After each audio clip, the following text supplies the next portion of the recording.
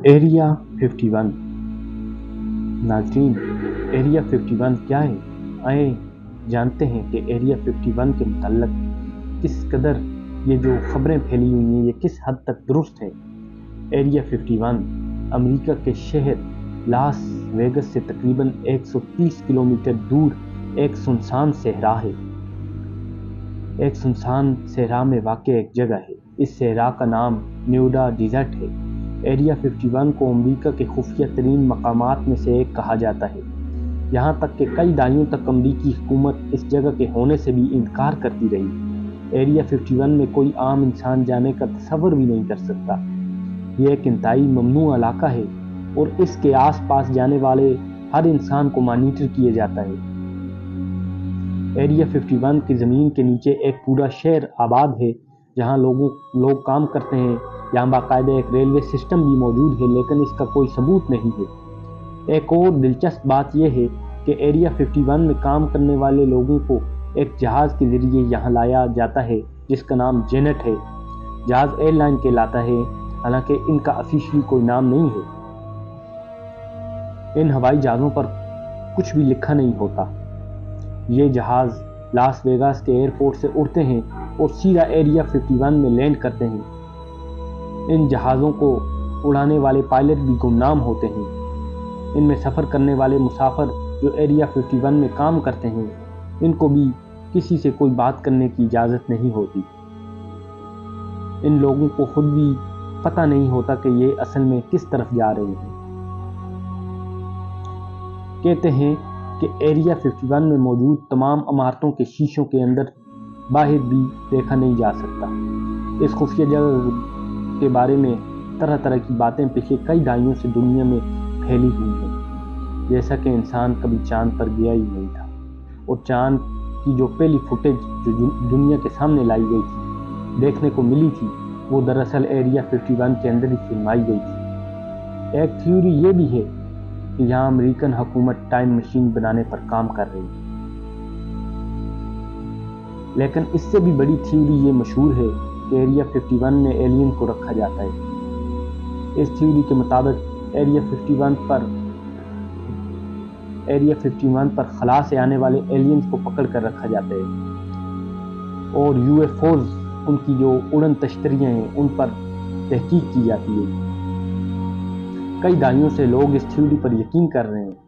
1955 میں بیشتر لوگوں نے اپنی آنکھوں سے ایریا 51 کے آس پاس یو ایف اوز یعنی ان آئیڈینٹیفائی فورس کو اڑتے ہوئے دیکھا ہے، اور لوگوں کا کہنا ہے کہ ایلین زمین پر آتے ہیں، لیکن امریکی حکومت ہمیشہ سے اس کا انکار کرتی رہی۔ امریکی حکومت نے افیشلی کبھی بھی ایریا 51 کے موجود ہونے کو تسلیم ہی نہیں کیا تھا۔ اس جگہ کی سیٹلائٹ تصویر کو بھی امریکی حکومت ڈیٹا بیس سے ڈیلیٹ کر دیتی تھی، لیکن یہ بات اب کنفرم ہے کہ ایریا 51 امریکہ کی ایک ملٹری بیس ہے، اور یہ CIA اور امریکن ایئر فورس کا ٹیسٹنگ ایریا ہے۔ اس کو 1951 میں خفیہ ہتھیاروں اور خفیہ ایئر کرافٹ وغیرہ کو بنانے، ٹیسٹ کرنے کے لیے تعمیر کیا گیا تھا، جیسا کہ 1955 میں امریکن ایئر فورس نے ایریا 51 میں ایک خفیہ جہاز کو بنانے کا کام شروع کیا جس کا نام ایئر کرافٹ U-2 تھا۔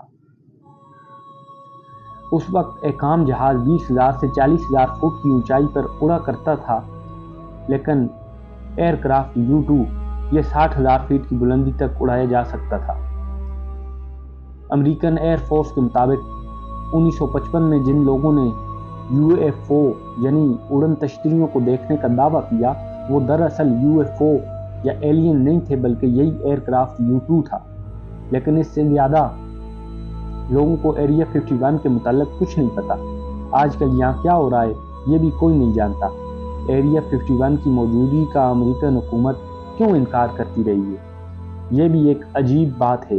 یہاں تک کہ 2016 میں امریکی الیکشن سے پہلے ہیلری کلنٹن نے وعدہ کیا تھا کہ اگر یہ الیکشن جیت جائے گی تو ایریا 51 کے بارے میں خفیہ فائل لوگوں کے سامنے لائے گی۔ لیکن یہاں پر ایک اور سوال پیدا ہوتا ہے، لیکن اس خفیہ ہوائی اڈے کے بارے میں یہ افواہیں کس طرح پھیلی، آخر کیوں پھیلی؟ 1950 کے شروعاتی دور میں امریکہ نے سوویت یونین کی فضا میں اپنے جہاز بھیجے، لیکن انہیں خطرہ تھا کہ یہ جہاز دیکھ لیے جائیں گے اور مار گرائے جائیں گے۔ اس مشکل کو مد نظر رکھتے ہوئے سابق امریکی صدر آئزن ہاور نے انتہائی اونچائی پر اڑنے والا ایک ٹاپ سیکرٹ ریکون جہاز بنانے کی منظوری دی، جسے پروجیکٹ ایکواتون کا نام دیا گیا۔ پروگرام کے لیے کسی ایسی جگہ کی ضرورت تھی جہاں عام آدمی تو دور کی بات کوئی جاسوس بھی آسانی سے نہ جا سکے۔ اس کے لیے نیوڈا کے صحرا میں موجود گروم لیک نامی خشک نمک کی جھیل کے پاس کی زمین کا انتخاب کیا گیا۔ کوئی نہیں جانتا کہ اس علاقے کے ایریا 51 کا نام کیوں دیا گیا اس علاقے کو، لیکن ایک نظریے کے مطابق اس کا نام نیوڈا میں موجود نیوکلیئر ٹیسٹ سائٹ کی وجہ سے پڑا۔ ٹیسٹ سائٹ علاقوں میں تقسیم تھی جنہیں اٹامک انرجی کمیشن کی جانب سے نمبرز دیے گئے تھے۔ یہ لوکیشن پہلے سے ہی ملٹری کے لیے جانی پہچانی تھی۔ 1955 کی گرمیوں کے دوران ایریا 51 کے گرد اڑنے والی ان جانی چیزوں کو دیکھا گیا۔ یہ کوئی خلائی مخلوق کا جہاز نہیں بلکہ امریکی فضائی کا خفیہ ہائی ایلٹیٹیوڈ جہاز U-2 تھا، جس کی ٹیسٹنگ شروع کی جا چکی تھی۔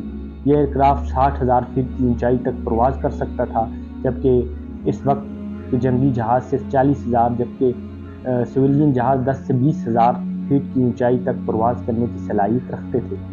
اس لیے جب انہیں اتنی اونچائی پر ایک دھبے کی مان نظر آیا تو وہ اسے خلائی مخلوق سمجھنے لگے اور ایئر ٹریفک کو آگاہ کیا گیا کہ فضا میں کوئی انجانی شے موجود ہے۔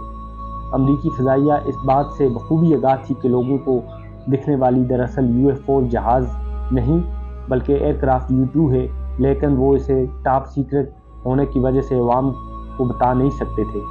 اس لیے انہوں نے اس کو قدرتی مناظر اور موسمی تحقیقاتی بتانا شروع کر دیا۔ U-2 کے بعد بھی اس علاقے میں کئی جدید جہازوں کی ٹیسٹنگ خفیہ طریقے سے کیے گئے، جن میں Lockheed F-117A Nighthawk, Lockheed A-12 Northrop ٹیک بلو شامل ہیں۔ کوئی نہیں جانتا کہ آج کل ایریا 51 میں کیا کام جاری ہے۔ امریکی حکومت نے کبھی بھی اس علاقے میں موجود ایئر بیس یعنی ایریا 51 کی موجودگی کا اعتراف نہیں کیا تھا، لیکن 2013 میں CIA کے ایک خفیہ رپورٹ منظر عام پر آنے کے بعد عوام کو اس کے بارے میں پتہ چلا۔ اگر آپ کو کبھی لاس ویگاس کے ایئرپورٹ پر ایک انجان، چھوٹا اور بنا کسی مارکنگ کا پیسنجر جہاز کھڑا حفاظتی باڑ میں نظر آئے تو سمجھ جائیں کہ یہ وہی جہاز ہے جو ایریا 51 میں کام کرنے والے افراد کو بیس تک پہنچاتا ہے۔ جی تو ناظرین، آخر آپ کی کیا رائے ہے کہ واقعی ایریا 51 جو ہمیشہ سے خبروں کی زد میں رہا ہے، جو ہمیشہ جس کو امریکہ نے خفیہ رکھا ہے، تو آپ کی کیا رائے ہے؟ کیا واقعی وہاں پر ایلینز کا وجود ہے یا وہاں پر UFOز آتی ہیں؟ کمنٹ میں اس کا جواب ضرور دیں۔